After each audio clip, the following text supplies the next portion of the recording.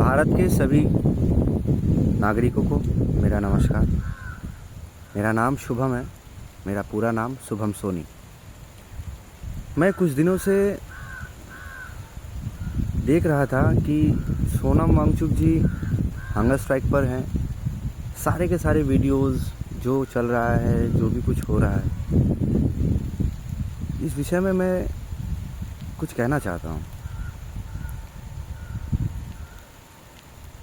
श्री नरेंद्र मोदी जी, क्या आप डरते हैं? अगर नहीं डरते हैं तो आप ऐसा क्यों कर रहे हैं?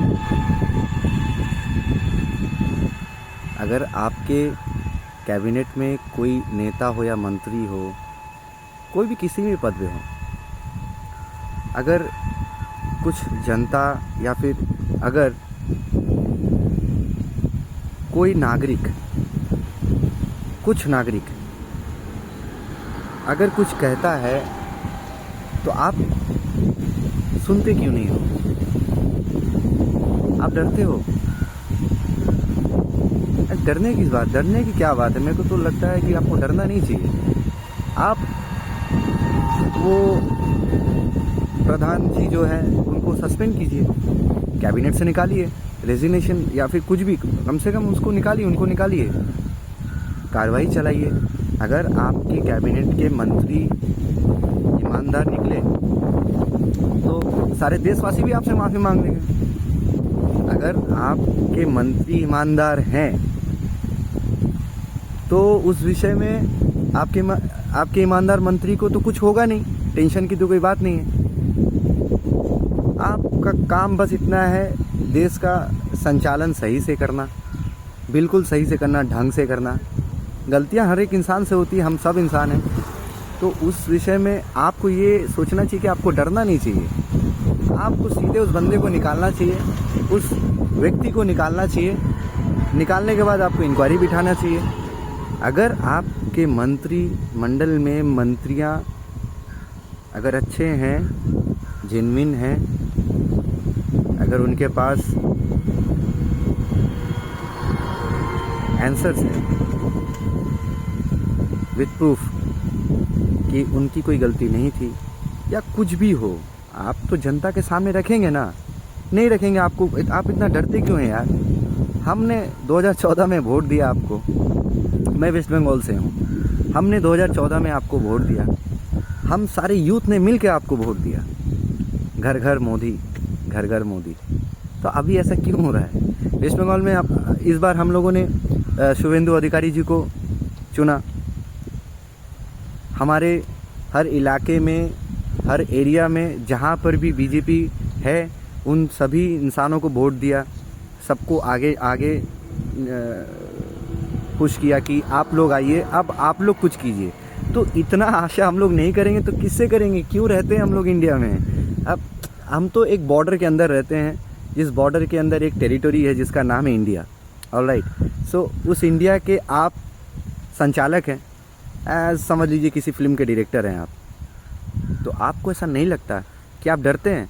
अगर आप नहीं डरते हैं तो कीजिए ना। क्यों सोनम वांगचुक जी को इतना दिन तक हंगर स्ट्राइक करना पड़ेगा? क्यों उनके साथ ऐसा बदतमीजी कर रहे हो? क्योंकि डर रहे हो आप। अगर सोनम वांगचुक जी मर जाते हैं तो आपके लिए बहुत प्रॉब्लम हो जाएगा। अगर आपको इतना सेंस है, अगर आप उनको उठाकर उस तरीके से बदतमीजी करके अगर आप उनको अरेस्ट कर लेते हो या फिर उनको हॉस्पिटलाइज करके, वो तो एक तरीके से अरेस्ट ही हुआ। आपको अगर हॉस्पिटल इमरजेंसी देनी थी तो आप वहीं पे खड़े होकर दे सकते थे। आपके एजेंसी के लोग, आपके भारतीय जो एजेंसी के लोग हैं, वो तो वहीं पे उनको ट्रीटमेंट दे सकती थी। इतने सारे पुलिस वाले थे बस कुछ ही दूर पे, वो आपके पास में टेंट लगा के बैठे हुए थे। तो वहाँ पे तो आपको मिल सकता था, वहाँ पे तो आप ये तो दे सकते थे ना। क्यों नहीं दिए?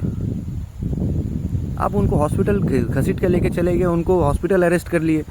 ये तो इसी का मतलब हो सकता है कि अभी आपको छुपाना है। अभी जो अभिजीत है वो अभी बैठा हुआ है हंगर स्ट्राइक पे, अब वो मर जाए तो आपको क्या फ़र्क पड़ता है? सोनम वांगचुक जी की तो कुछ हुआ नहीं ना।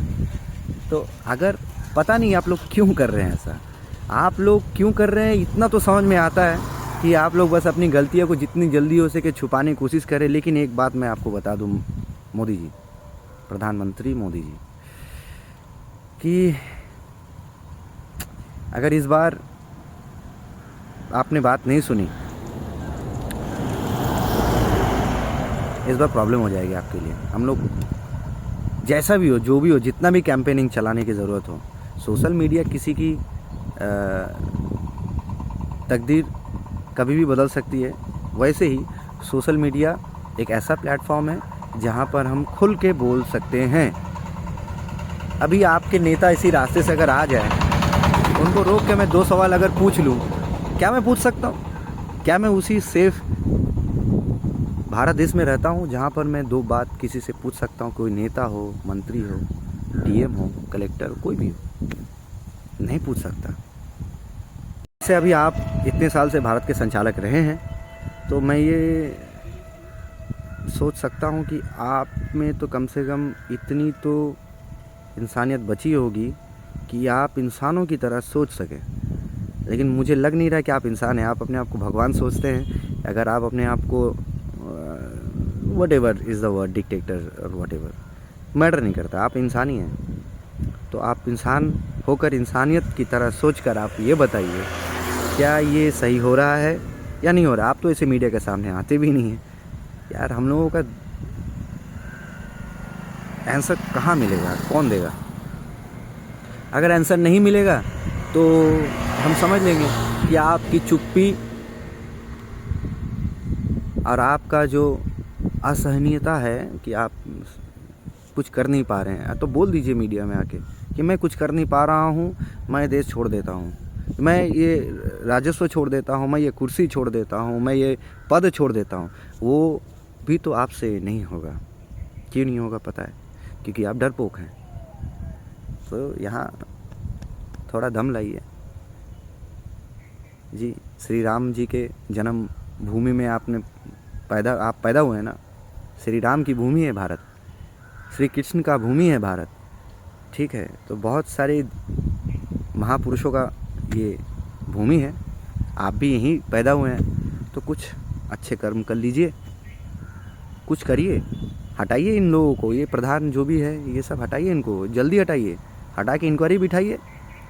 अगर वो सही हो तो सही, बात की बात, दूध की दूध, पानी का पानी करो। फिर इतना दिन तक वहाँ पे जंतर मंतर में भीड़ लगा कि क्या आप, ये मीडिया चैनल वाले तो ऐसे भी बेकार लगता है। बचपन में तो मीडिया यही सब कुछ था।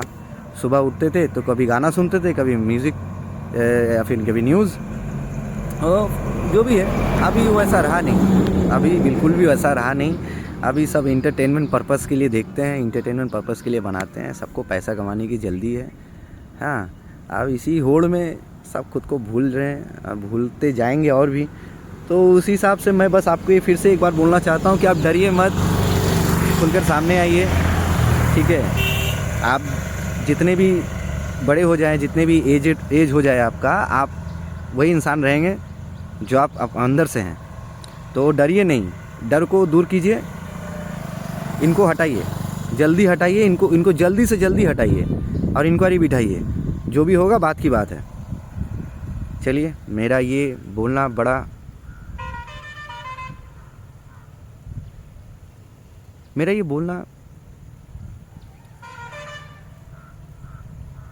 कोई बड़ी बात नहीं है।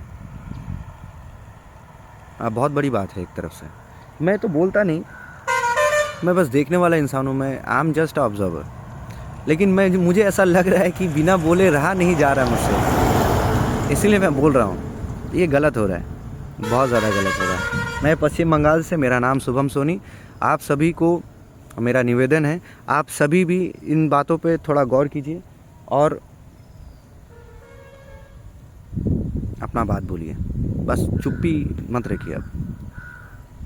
धन्यवाद।